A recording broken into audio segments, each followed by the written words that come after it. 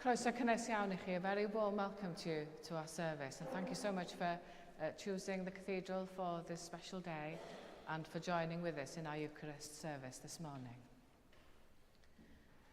Yn enw'r Tad a'r Mab a'r Ysbryd Glân. Amen. Grace and peace be with you. And keep you in the love of Christ. Heavenly Father, All hearts are open to you. No secrets are hidden from you. Purify us with the fire of your Holy Spirit, that we may love and worship you faithfully. Through Jesus Christ our Lord. Amen.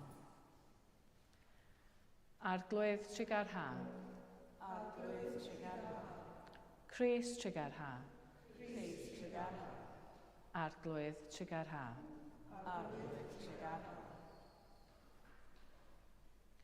And so in the silence we prepare ourselves to confess our sins, the ways in which we as a world have let God down, the ways in which we as human beings have let each other and God down.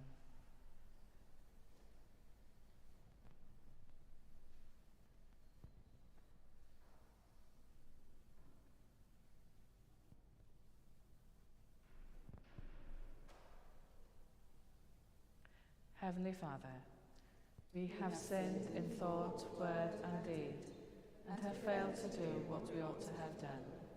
We are sorry and truly repent.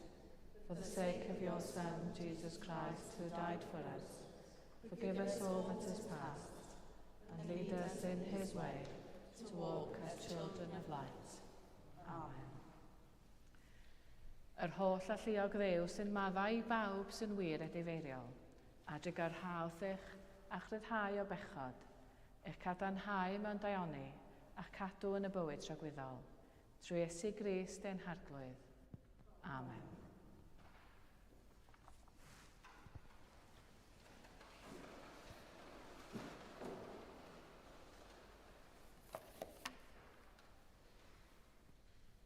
A reading from the first letter of St. Paul to the Corinthians.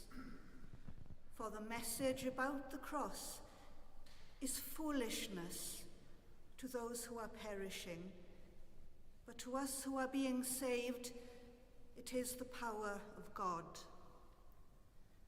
For it is written, I will destroy the wisdom of the wise, and the discernment of the discerning I will thwart. Where is the one who is wise? Where is the scribe? Where is the debater of this age? Has not God made foolish the wisdom of the world? For since, in the wisdom of God, the world did not know God through wisdom, God decided, through the foolishness of our proclamation, to save those who believe.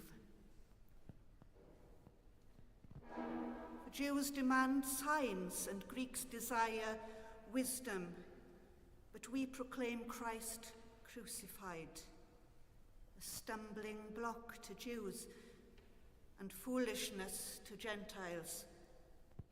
But to those who are the called, both Jews and Greeks, Christ, the power of God and the wisdom of God.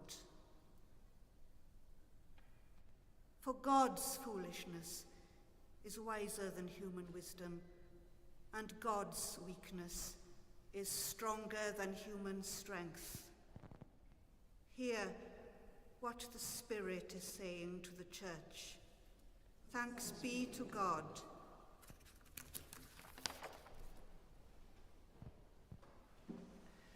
So we remain seated and thank you. And we now hear the psalm. Psalm 121, a song of ascents. I lift up my eyes to the hills. From where will my help come? My help comes from the Lord, who made heaven and earth. He will not let your foot be moved. He who keeps you will not slumber. He who keeps Israel will neither slumber nor sleep. The Lord is your keeper. The Lord is your shade at your right hand. The sun shall not strike you by day, nor the moon by night. The Lord will keep you from all evil. He will keep your life. The Lord will keep your going out and your coming in from this time on and forevermore.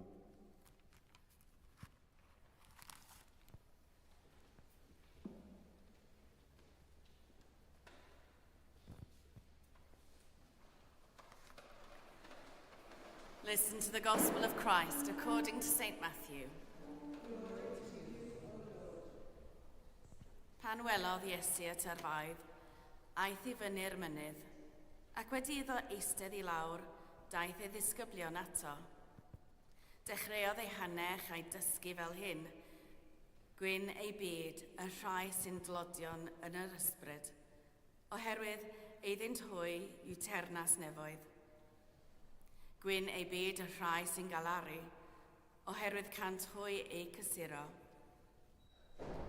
Gwyn ei byd y rhai addfwyn, oherwydd cant hwy etifeddu'r ddeiar. Gwyn ei byd y rhai sy'n nywynu a sychedu am gyfiawnder, oherwydd cant hwy ei digon. Gwyn ei byd y rhai trigarog, oherwydd cant hwy dderbyn trigaredd. Gwyn ei byd y rhai pur ei calon, oherwydd cant hwy weld Duw. Gwyn ei byd y tangnefeddwyr, oherwydd cant hwy ei galw'n blant I Dduw. Gwyn ei byd y rhai a erludwyd yn achos cyfiawnder, oherwydd eiddynt hwy yw ternas nefoedd. Gwyn eich byd pan fydd pobl yn eich gwaradwyddo ac erlyd, ac yn dweud pob math o ddrygair celwyddog yn eich erbyn, hachos I. Llawen hewch a gorfyleddwch oherwydd y mae eich gwobr yn fawr yn y nefoedd. Felly, yn wir, yr eludwyd y proffwydi oedd o'ch blaen chwi. This is the gospel of the Lord.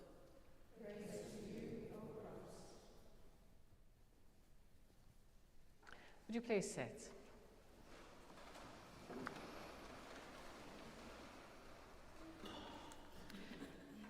Today we're going to have a wonderful feast of words and music, so I'm not going to preach, but I just wanted to point out that whilst we don't have an official feast day for Aris Thomas, if we ever do in the future, then I've chosen the readings already for him, for his day.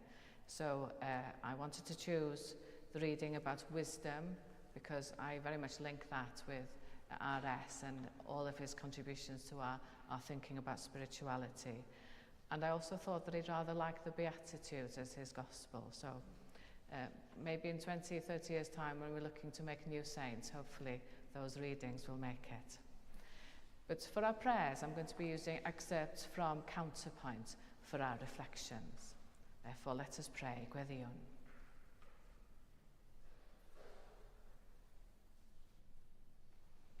He is that great void we must enter, calling to one another on our way, in the direction from which he blows. God of silence and word, presence and absence, we come before you with our own needs and the needs of the world. We pray for your church in our nation and throughout the world. Give wisdom and courage to all those who exercise leadership.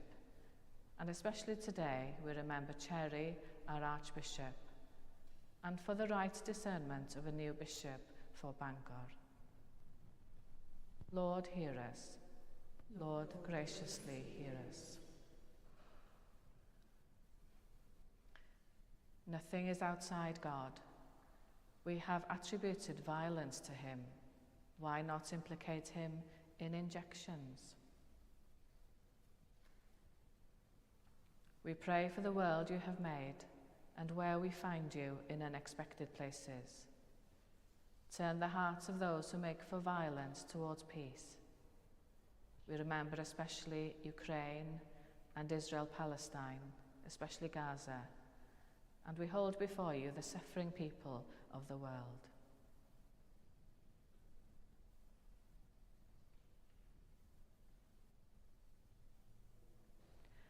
Arglwydd Clywni, Arglwydd yn rasol Clywni.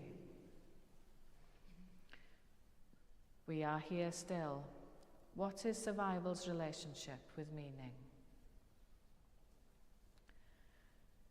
We remember before you those we know in any kind of need, those in our community here in Bangor, and all the communities we represent. Surround them with your loving and healing presence, and bring them the joy that's beyond this life.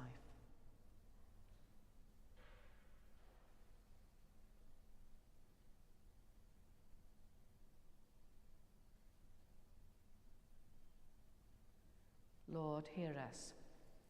Lord, graciously hear us. When we are poor and aware of the inadequacy of our table, it is to that, uninvited, the guest comes.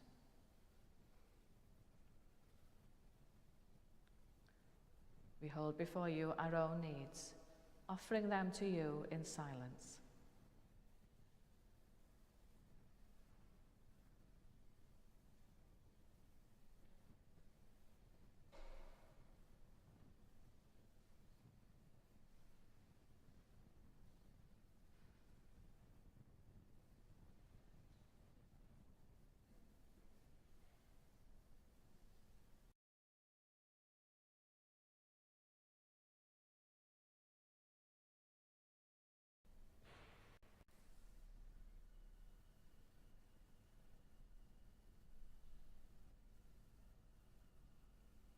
Lord, hear us.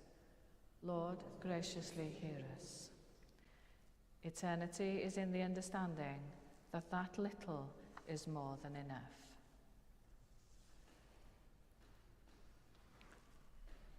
We thank you for the R.S. Thomas and Emmy Eldridge Society and all they do to honour their work and educate us about these two extraordinary people and their gifts. On this 25th anniversary of the death of R.S. Thomas, we pray for him and all those we have loved and lost, giving thanks for their inspiration and all that they have done to enrich our lives. We give thanks today that R.S. Thomas has given us a language with which to express our place in the world and our relationship with you, and a body of work which helps us question and protest against that which destroys our world. May his creativity also help us to stand against all that dehumanises us and gives us the inspiration to work for justice and peace. Lord, make us instruments of your peace. Where there is hatred, let us sow love. Where there is injury, pardon. Where there is doubt, faith. Where there is despair, hope. Where there is darkness, light. Where there is sadness, joy. For your mercy and for your truth's sake. Da Tregarog, derbyn y gweddiau hyn, mwyn dy fab, ein gwaredwr Iesu Grist. Amen. Please stand.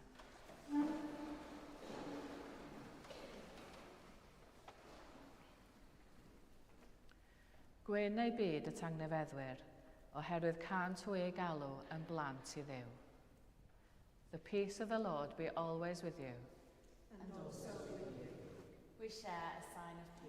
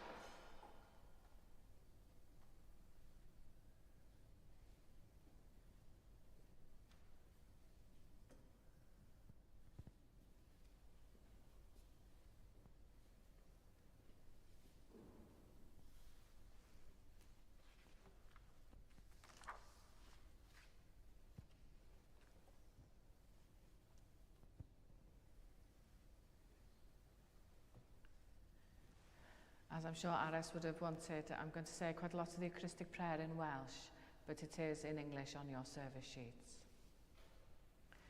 We celebrate together the gifts and grace of God. We take this bread, we take this wine, to follow Christ's example and obey his command. The Lord be with you. And also with you. Lift up your hearts. We lift them to the Lord. Let us give thanks to the Lord our God. It is right to give our thanks and praise. It is always right, wherever we are, to thank you and to praise you, God, our Father and King forever, through Jesus Christ, your Son.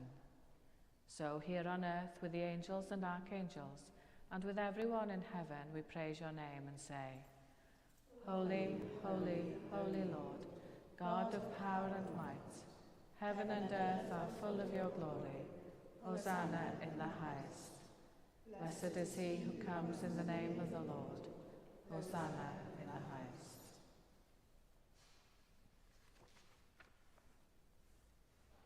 O Dad yn y nefoedd, gwrando'r weddi a gyflwynwn yn enw Iesu.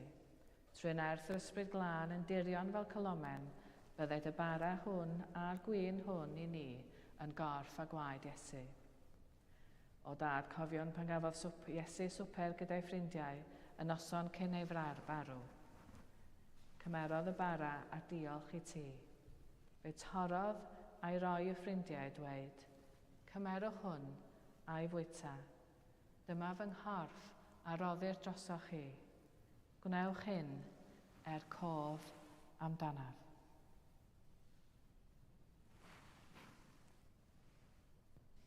Ar ôl swper, fe gymerodd Iesu cwpan gwyn. Diolchodd i ti a roi y ffrindiau a dweud, Efwch o'r cwpan hwn, bob un ohonoch, a mae hwn yw fy ngwaed, yr addewid newydd o gariad Duw. Gwnewch hyn bob tro yr efwch ef, i gofio amdanaf.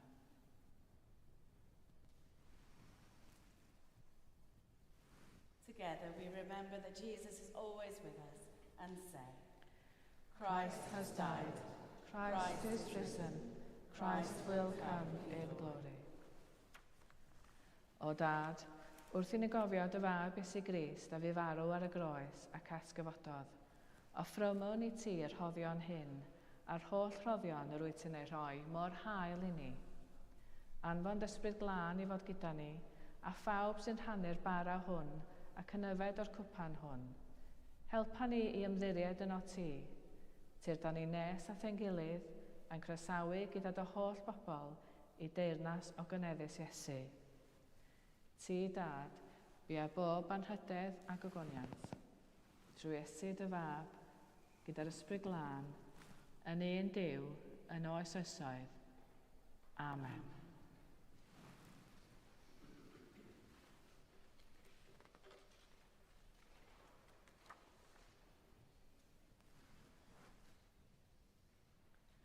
Fel y dysgodd ein iachawdwr ni, gweddiwn yn hyderus, as our Saviour taught us, we boldly pray, Ein Tad, yr hwn wyt yn y nefoedd, sancteiddiau'r denw, deled y deyrnas, gwneler diwyllus, megis yn y nef, felly ar y ddeiar hefyd. Dyroi ni heddiw ein bara benyddiol, a maddau ni ein dyledion, fel y maddau ni nain dyledwyr, ac nac arwain ni y brofedigaeth, eith'r gwared ni rhag drwg, cael ei seiddo tir deyrnas, a'r gallu a'r gwyfoniant, yn oes oesoedd. Amen.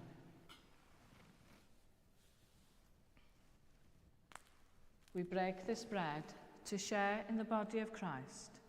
Though we are many, we are one body, for we all share in one bread.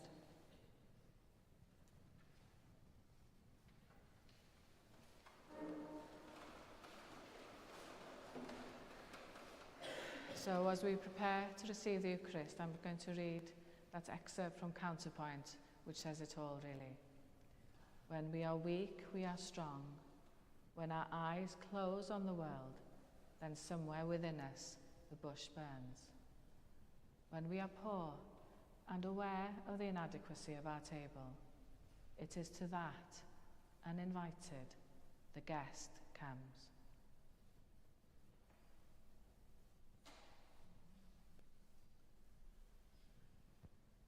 You're all very warmly welcome to receive communion today. We'll be administering standing up at the front here.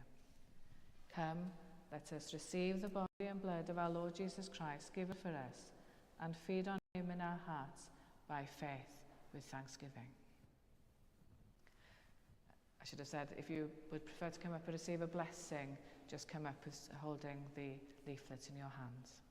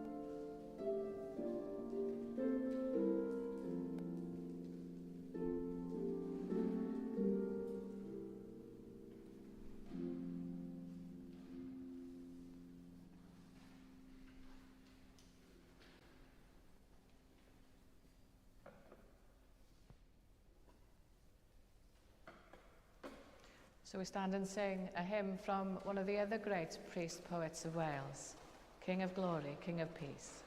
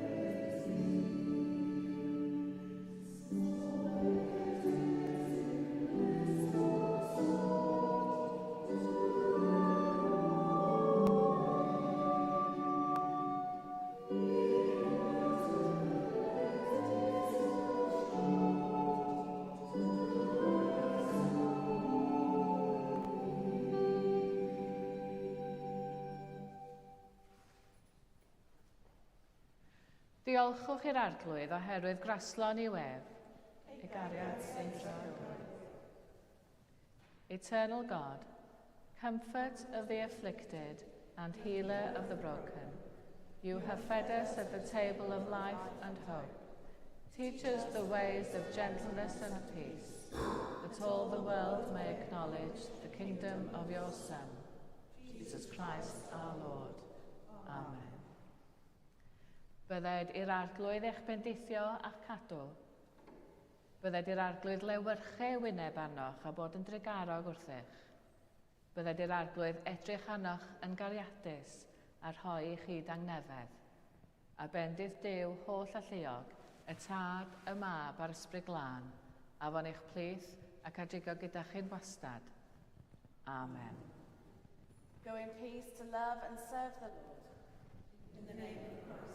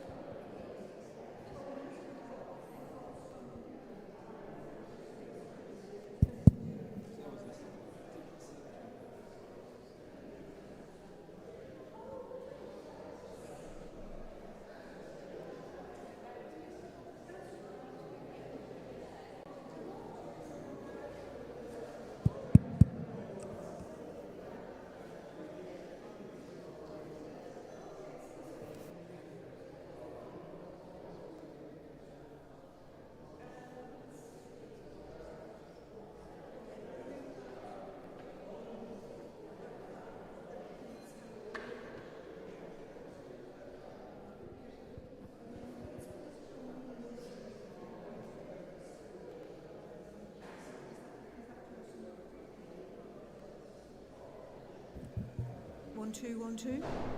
That doesn't sound very loud.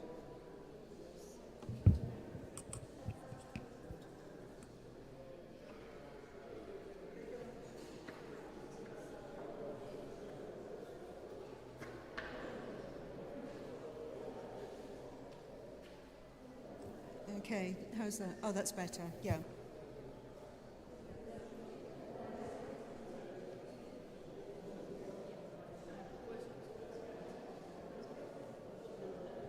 Mute and unmute, so that's muted. That's unmuted.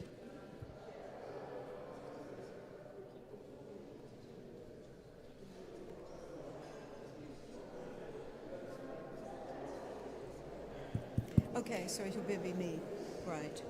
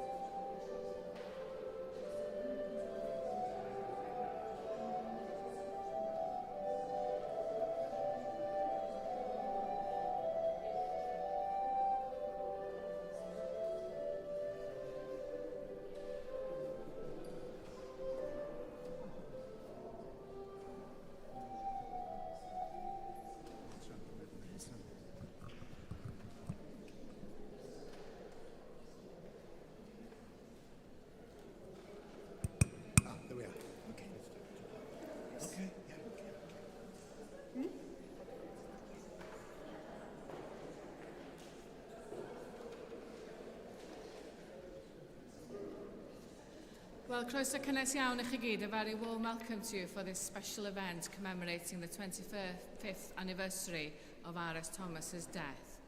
I just want to thank you, as I said at the beginning of the Eucharist service, for choosing the cathedral for this very special event. And it's lovely to be able to welcome you here. Diolch yn fawr iawn i chi am ddod.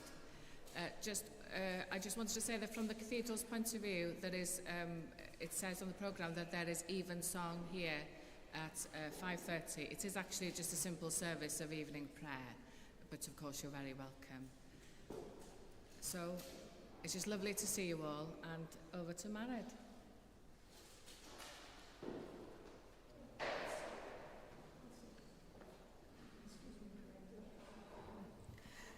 Good afternoon. Croeso cynnes I chi I gyd, pnawn da.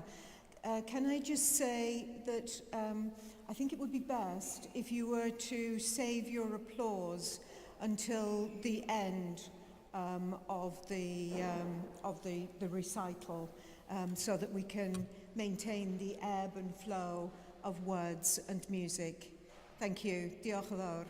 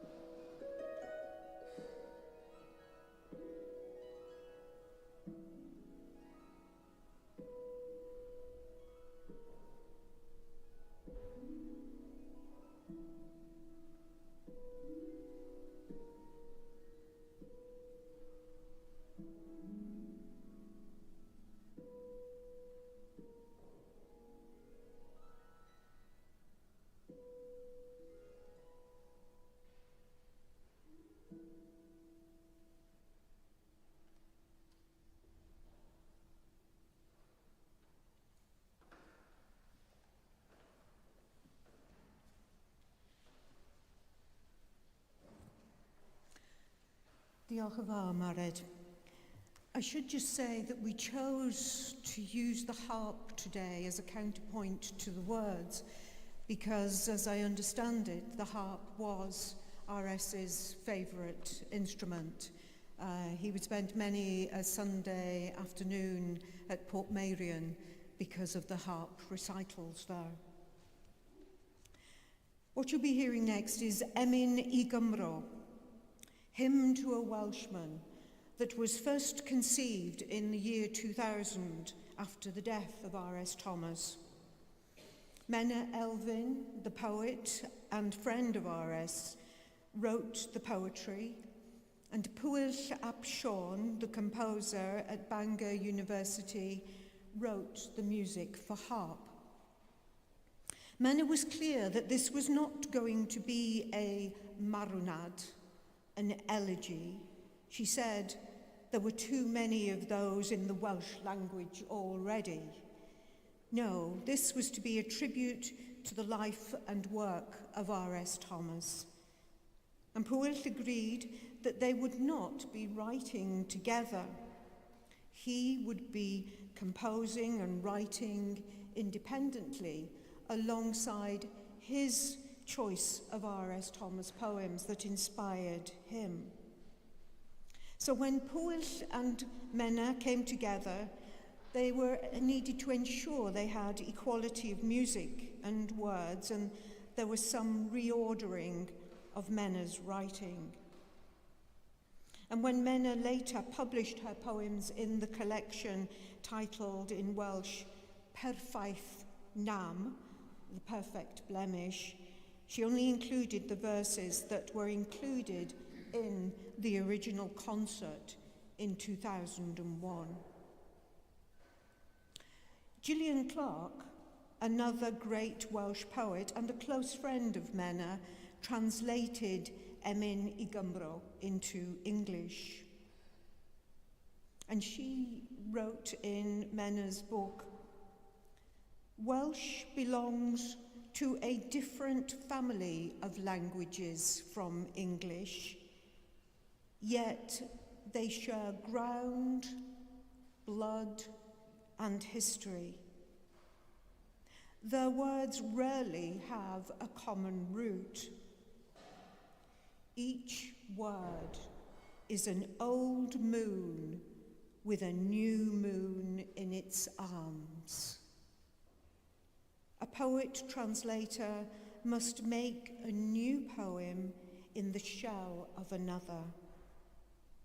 Crossing the bridge of language in a nation with two tongues is to find the poet's honey jar.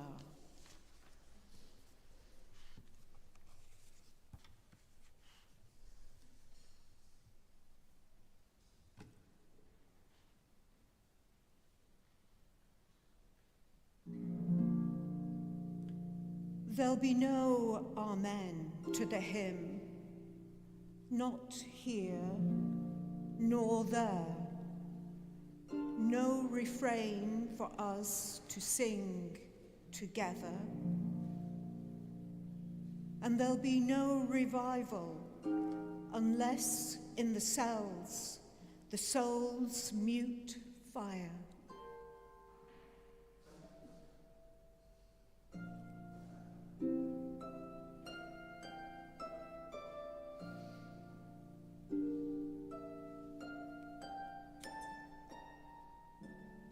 From the harp, an air from the heart, breaking, praising the taut strings in joy and sorrow, in their need to rest.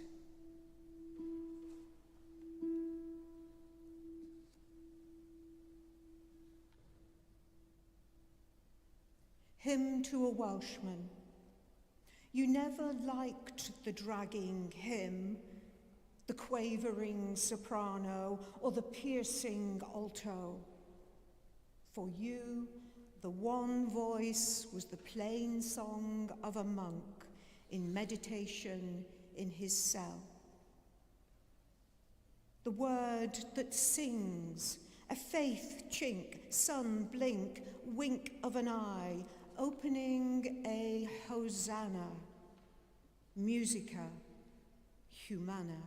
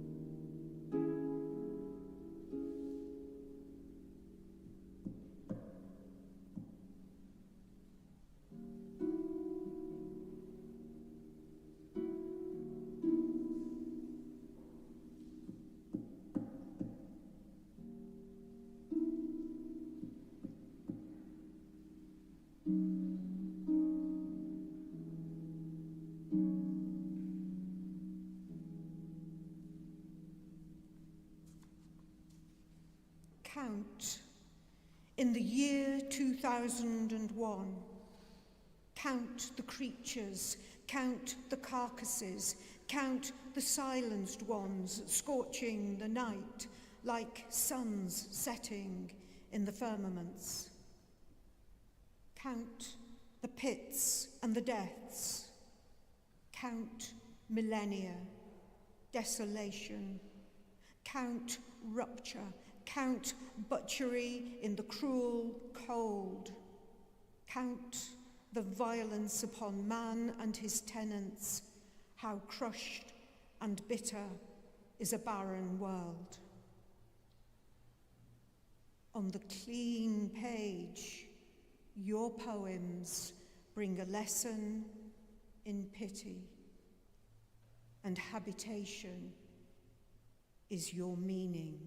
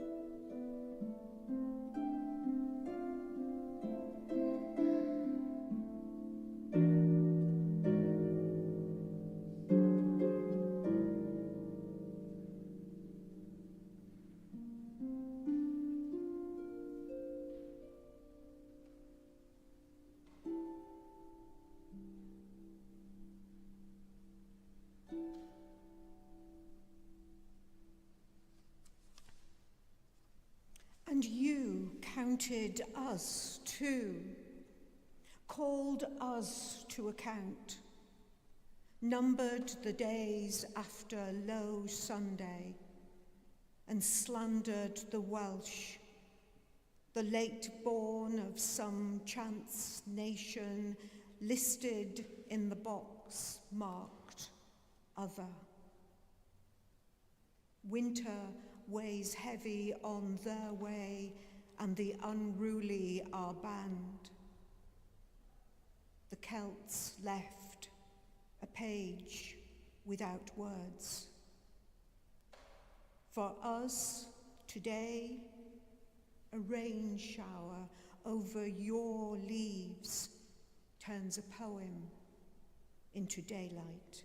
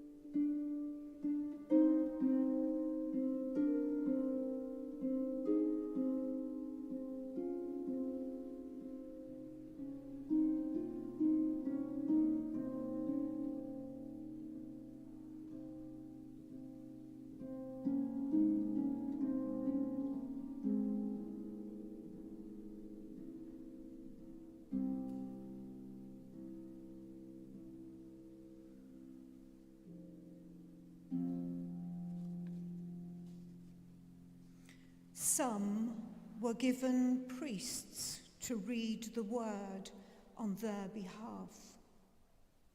Many were given shepherds to keep faith safe in its fold. Others were given doubters to pull the word from its crib by the hair and hold it in the night light like a moth beating in the palm. To a choir of the Welsh, voiceless, hoarse-voiced, and to those who believed without question, every one, every time, their breath full of quarrelling, there was given a poet, one to make for us a word, to gild it, sometimes to challenge it, till it turns to a plea for the life of the rest. And through the word he refined, sometimes wounded, but not with war or treachery or the blood scent of crusades. We sing the song again, join in the hymn, hymn to a Welshman, a hymn without beginning, and certainly without Amen.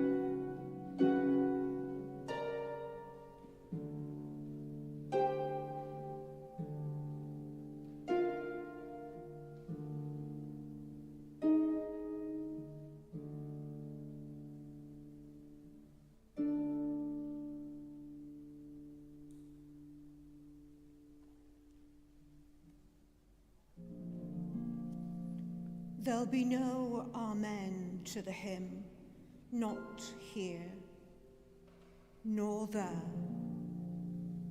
No refrain for us to sing together. And there'll be no revival unless in the cells the soul's mute fire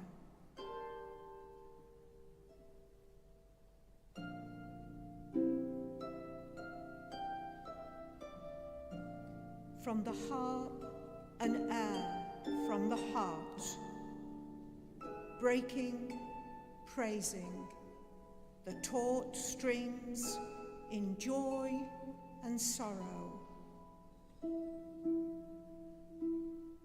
in their need to rest.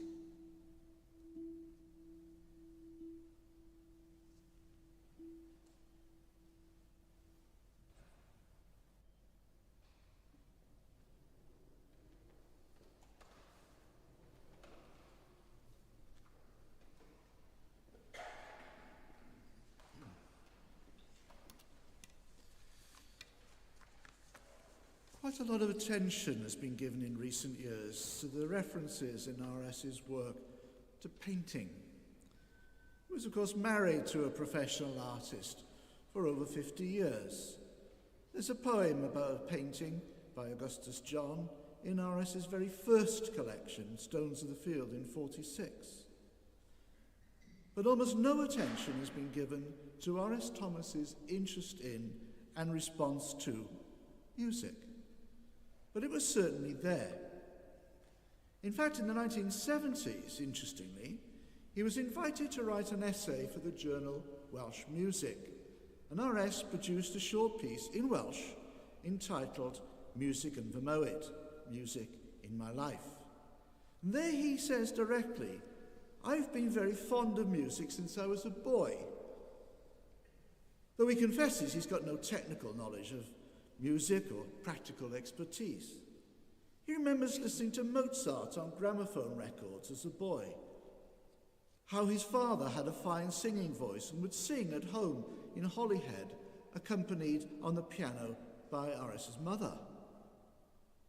Evidently, interestingly, R.S.'s paternal grandmother was a talented soprano, and at one point had had the chance to go abroad to Italy to be trained. Parents weren't willing for her to go. That was the end of that. But her grandson, R.S., mentions in several places his own love of Italian opera. In the essay, he mentions Giovanni Martinelli, Tito Schipa, Beniamino Gigli.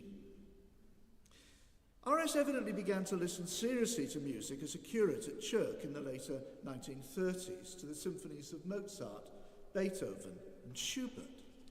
He became close friends with the organist at the church where he served as curate, a man called Morgan Nicholas.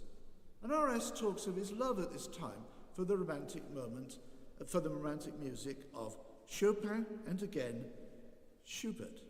This is my translation. It was pure pleasure to sit on the staircase in the house where I was staying and listen to Morgan Nicholas playing the piano on some quiet summer evening in the days before the war. Romantic or not, I still feel something similar to this day.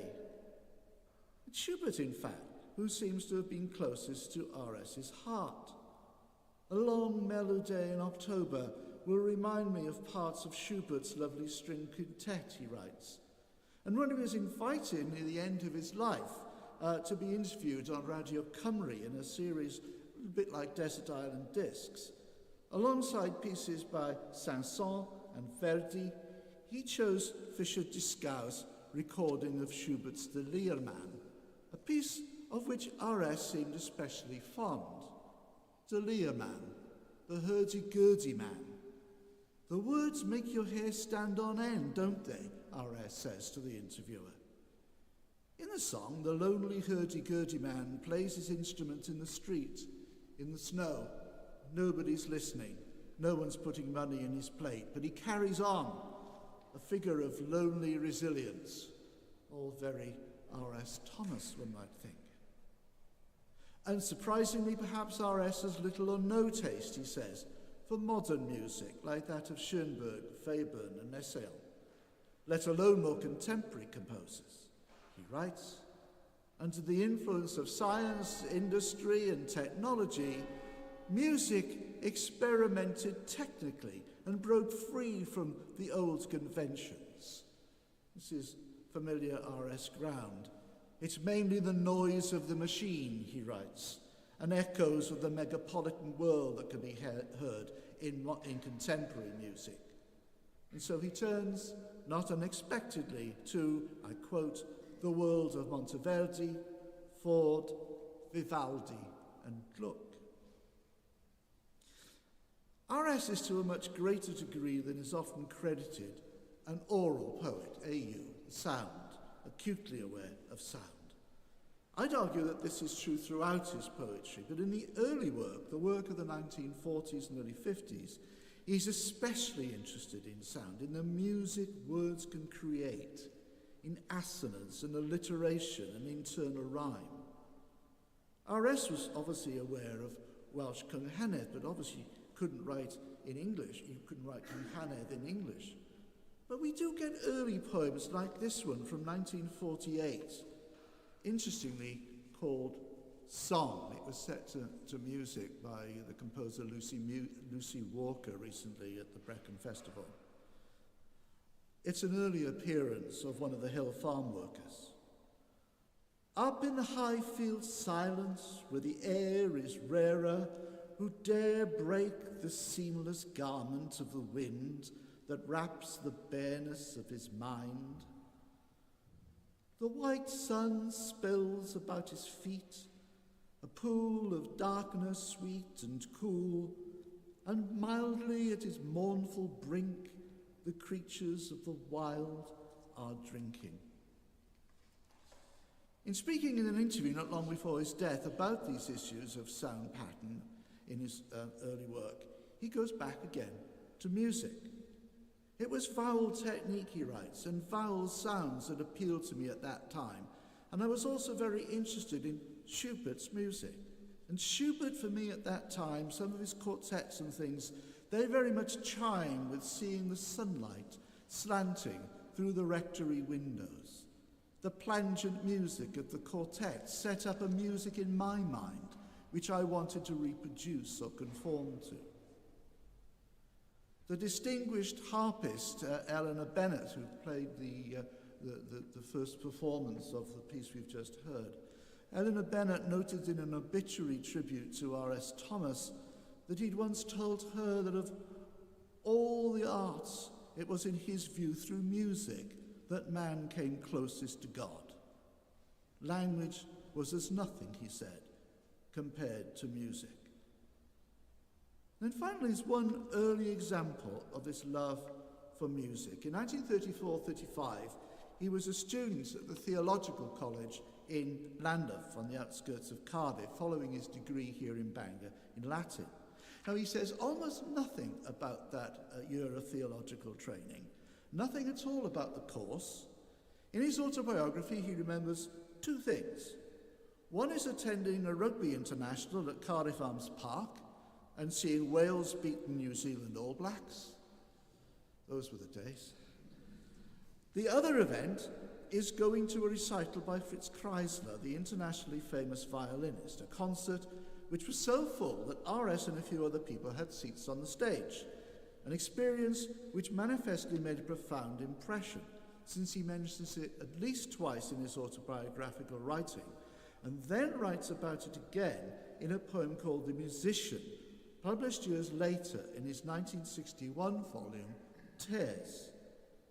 The close-up description here of Kreisler is strikingly vivid, because he's right on the stage close. All the more powerful, then, when R.S. links the violinist with the figure of Christ suffering on the cross, and in a way, the close-up images of Kreisler are transposed onto the figure of Christ. The Musician.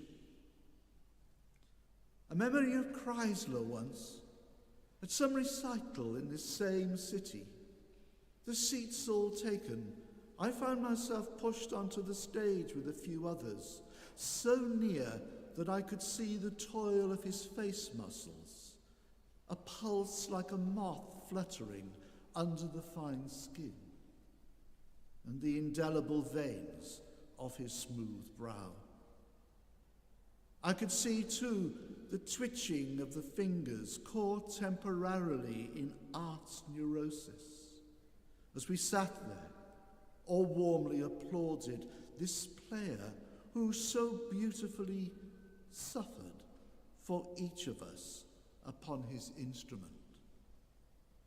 So it must have been on Calvary, in the fiercer light of the thorn's halo, the men standing by, and that one figure, the hands bleeding, the mind bruised but calm, making such music as lives still, and no one daring to interrupt, because it was himself that he played, and, closer than all of them, the God listened. Schubert, then. Schubert's love, the love of Schubert he mentioned several times. So let's listen now to Mairead Emlyn playing Schubert's Serenade, Swan Song.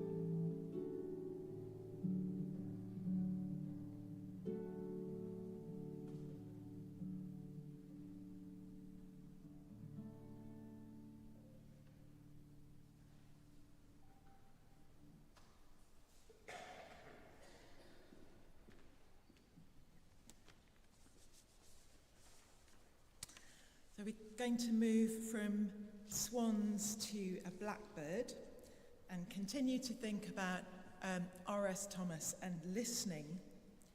And the poem I've chosen to read in a moment is A Blackbird Singing, which reflects R.S. Thomas's interest, of course, in birds and bird watching. And it starts off by noticing the bird itself, black, bold, a suggestion of dark places about it.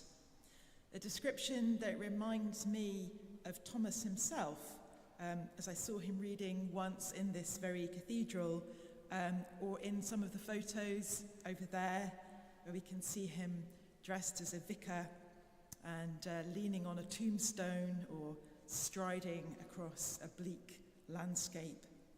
So there certainly are some dark places in his poetry, though these are always in tension with song that breaks through and transforms them. Though R.S. is not alone as a poet in his ornithological interest, as it's a theme that resonates through the Romantic tradition that he inherits through his use of the English language, and perhaps even more specifically through medieval Welsh poetry, such as Dafydd ap Gwilym's, with its owl-haunted forests and spring branches alive with birdsong. And poetry's affinity with birdsong has led some to suggest that poetry itself is shaped by human interaction with birds, their phrasing and collective creativity in song that evolves through generations. So the blackbird song is familiar, but never quite the same. The blackbirds also pick up and reflect each other's songs. So the non-human world in Thomas's poetry is of course encountered through human perceptions, as there is no other way for us to encounter it. It's tangled up with history, identity, vulnerability, and damage. His blackbird is not the transcendent bird of Romantic poetry, but something much more modern, its darkness and wrongness resonating with the ecological catastrophe that has continued to accelerate in the last 25 years and to which he was fully attuned. At the same time, his work gives us a space in which to discover something new, something surprising, a shock of understanding. Well, of course, he wasn't at all dismissive of academia. Thomas was primarily interested in studying what he found outdoors. The open air was where he found what drew and interested him. A Blackbird Singing is a poem about listening, about tuning in to the sweet disturbance in the background, but also challenging the distinction between background and foreground.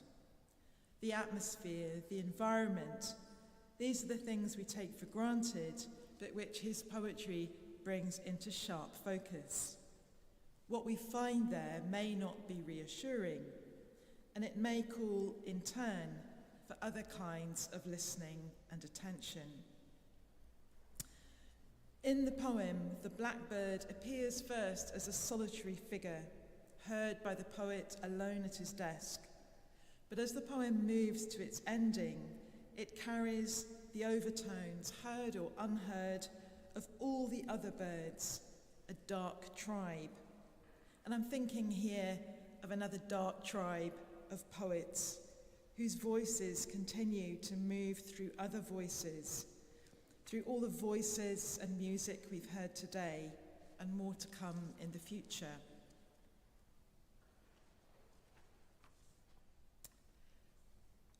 R.S. Thomas, A Blackbird Singing. It seems wrong that out of this bird, black, bold, a suggestion of dark places about it, there yet should come such rich music, as though the note's ore were changed to a rare metal at one touch of that bright bill.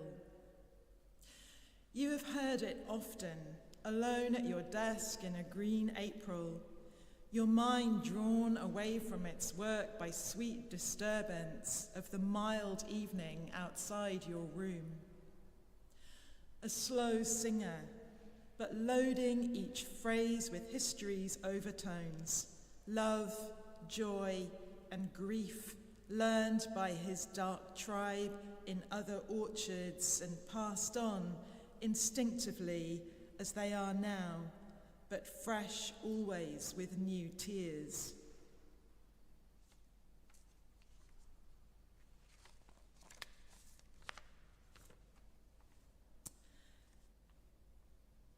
So we are going to move now to a sequence of poems and music from The Sky Rhyming Child.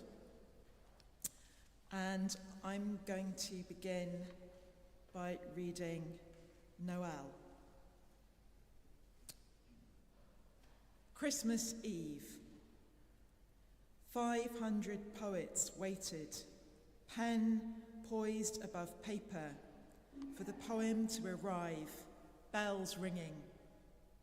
It was because the chimney was too small, because they had ceased to believe, the poem passed them by on its way out into oblivion, leaving the doorstep bare of all but the sky-rhyming child, to whom later they would teach prose.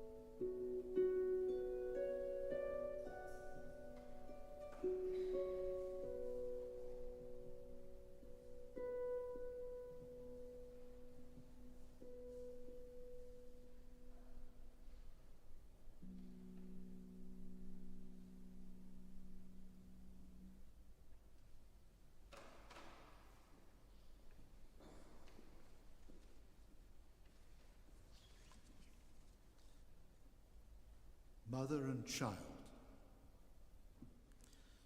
No clouds overhead, no troubles freckling the maid's eye. The shadows are immediate and are thrown by upholstered branches, not by that angled event that from beyond the horizon puts its roots down. This is Eden over again. The child holds out both his hands for the breast's apple. The snake is asleep.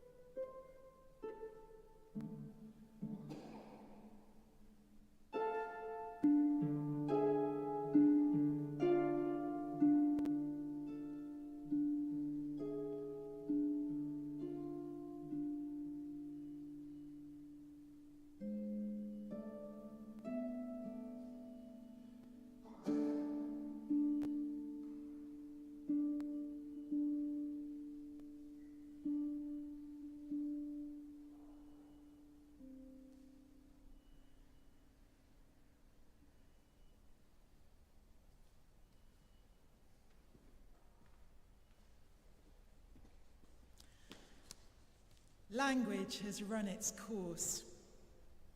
After that first word, that acorn that grew to an immense oak tree in Time's forest, the leaves have begun falling faster and faster on the human garden, where science's breath lies on them like frost. But why despair, technology cries.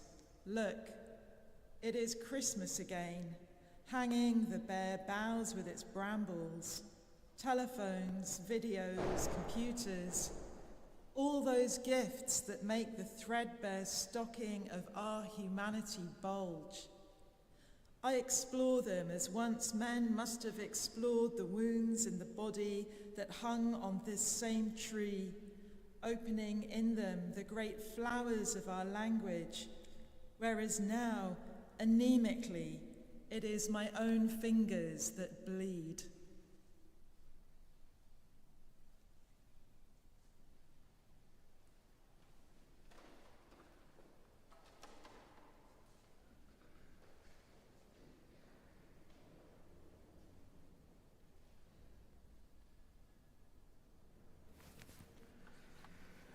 Gai ofyn yn gyntaf, chi'n gallu clywed fi yn y cefn, dwi ar feic gwahanol. I'm on a different mic. Am I okay in the back there?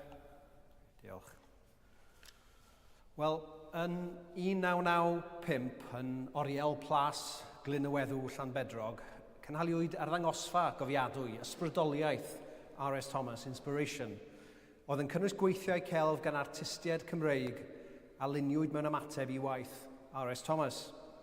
Rwy'n cofio'r wefr a gefes i o weld y llun hwn gan yr artist o Fawn, Will Rowlands, a mae'n wych cael ei groesawu yma heddiw, sef At the End, darlun a luniwyd mewn ymateb i gerdd R.S. Thomas o'r un enw, o'i gyfrol olaf No Truce with the Furies.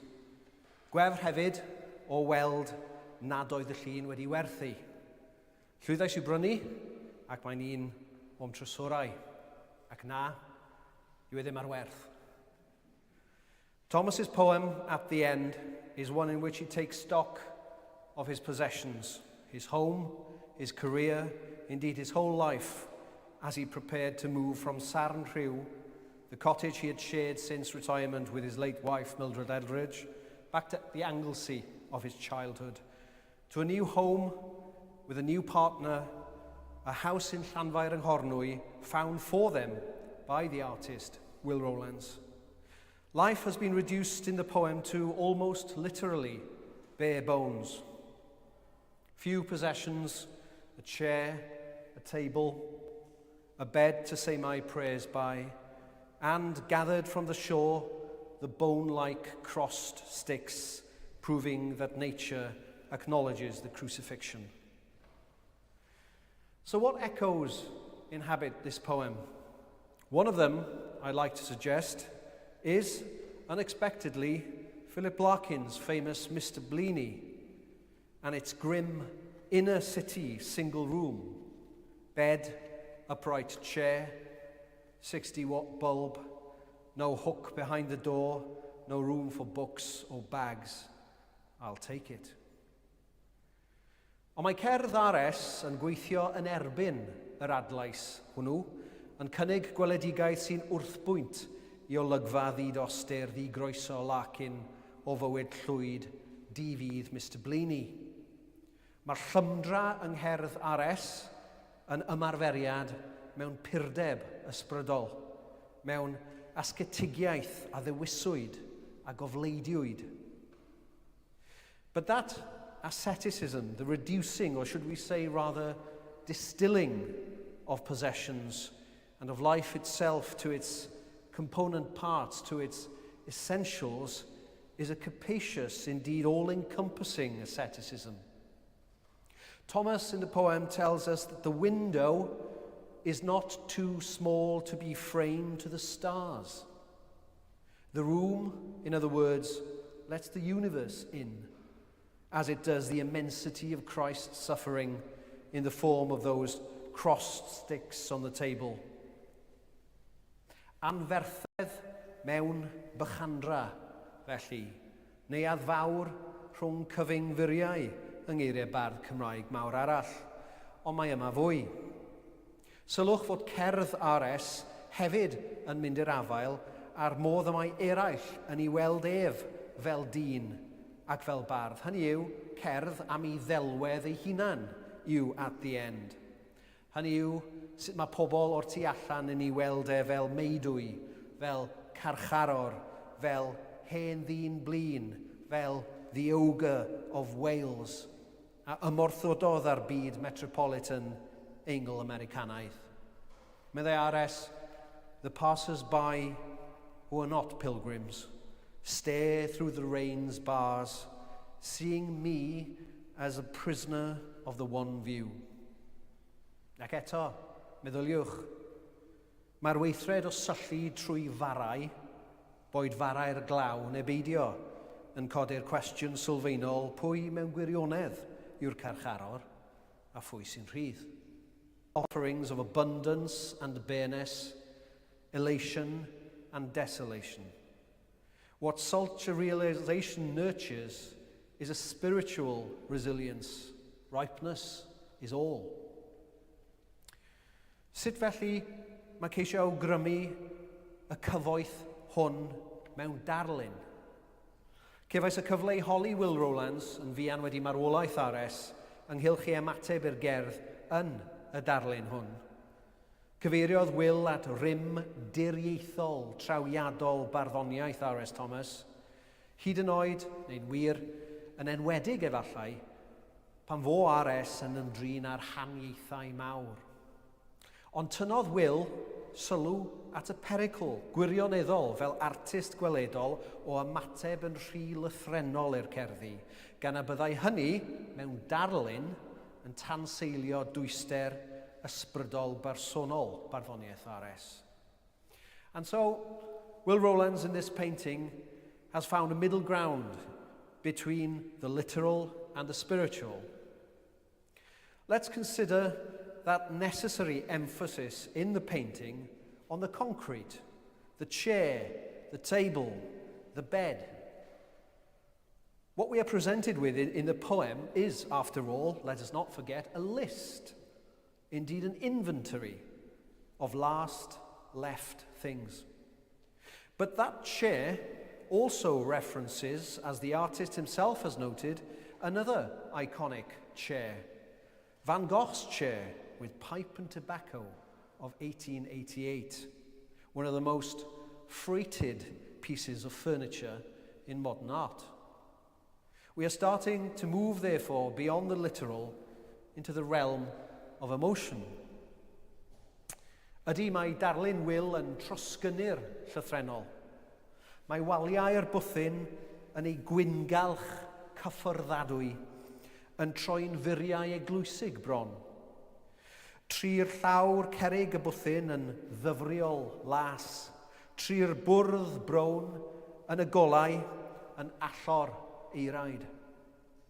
Sylwch sut mae'r groes a ffurfiwyd o'r darnau o bren ar yr allor yna yn cael ei hadleisio yn y groes yn y ffenest.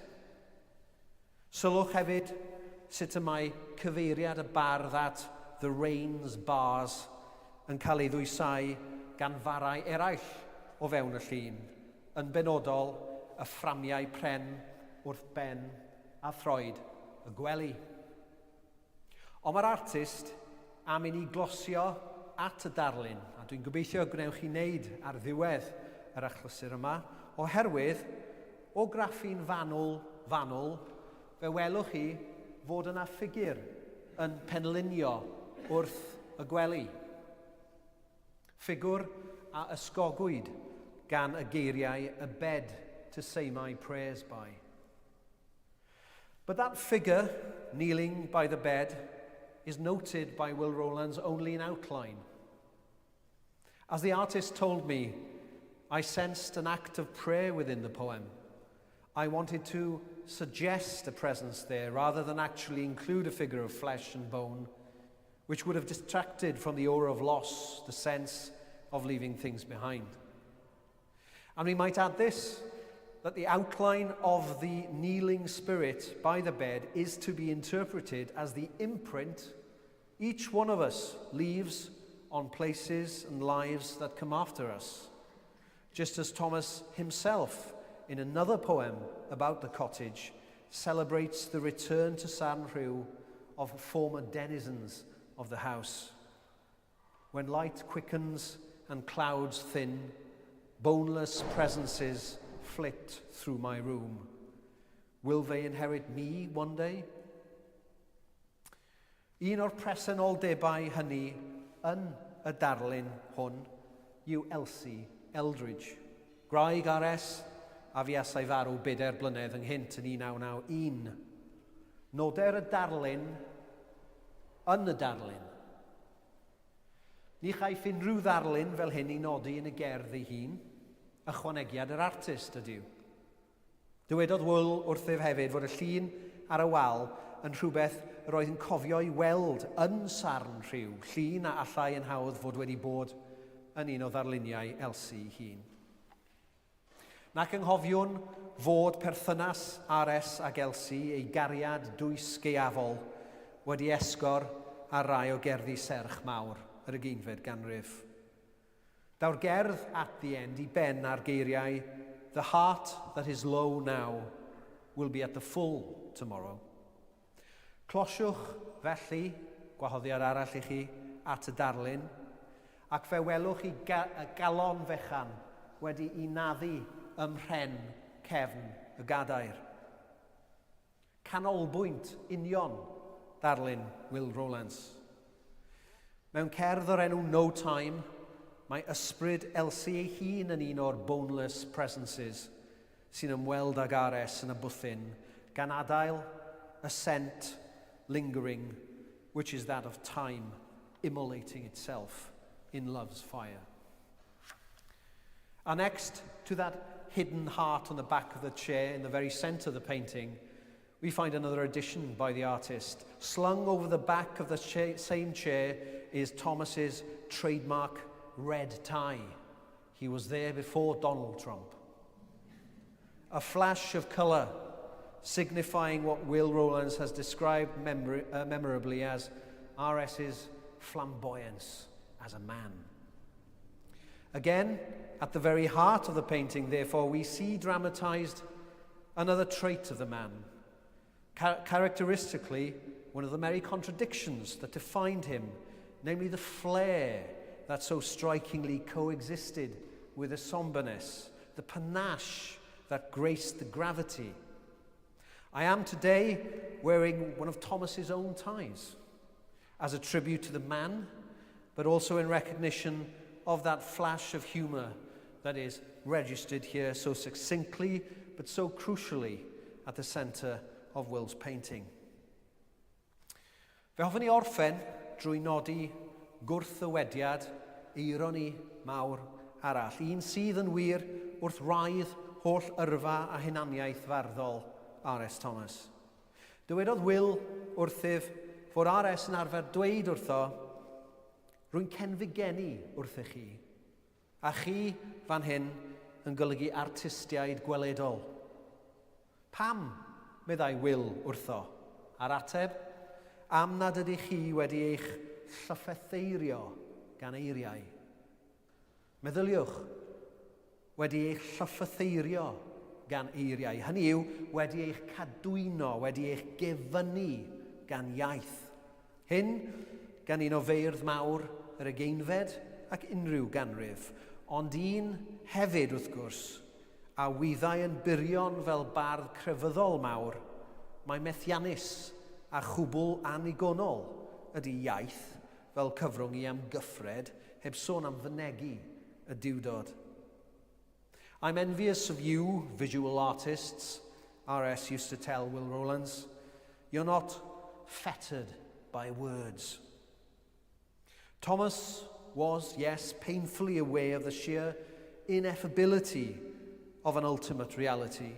But, and this is probably the cruelest irony, this lament by the poet arising from a comparison between poetry and visual art also registers Thomas's wound, his word, at not being able to at least try to wrestle with that ineffability in Welsh, the birthright that was denied him.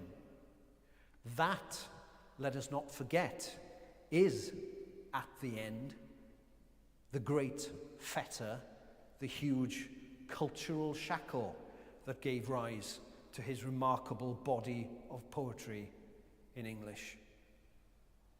Beth am i ni orffen drwy rando ar Ares ei hun yn darllen y gerdd.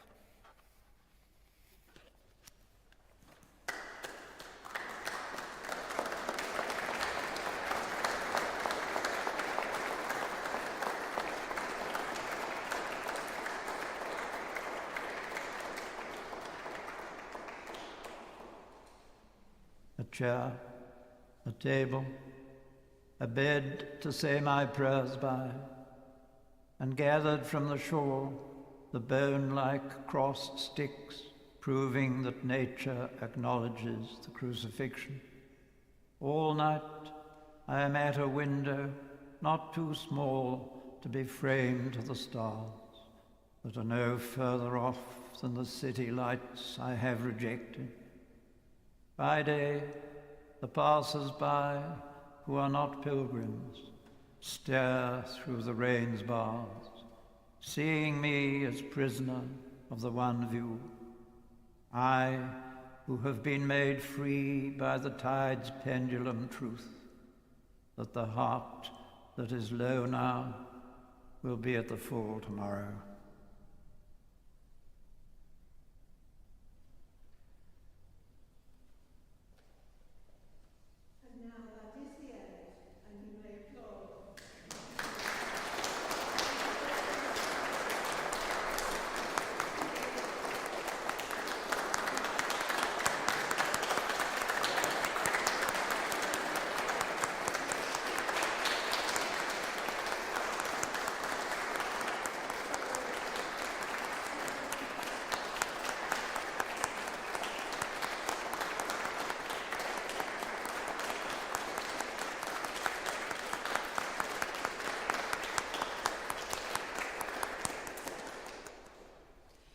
On your behalf, I just want to thank all of our contributors so much for such a wonderful afternoon in music, word, song, image.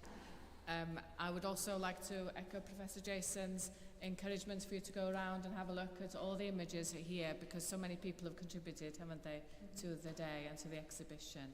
But I just want to say, diolch yn fawr iawn, thank you ever so much. Thank you for being here, but thank you so much for all of our contributors for a wonderful afternoon. Thank you.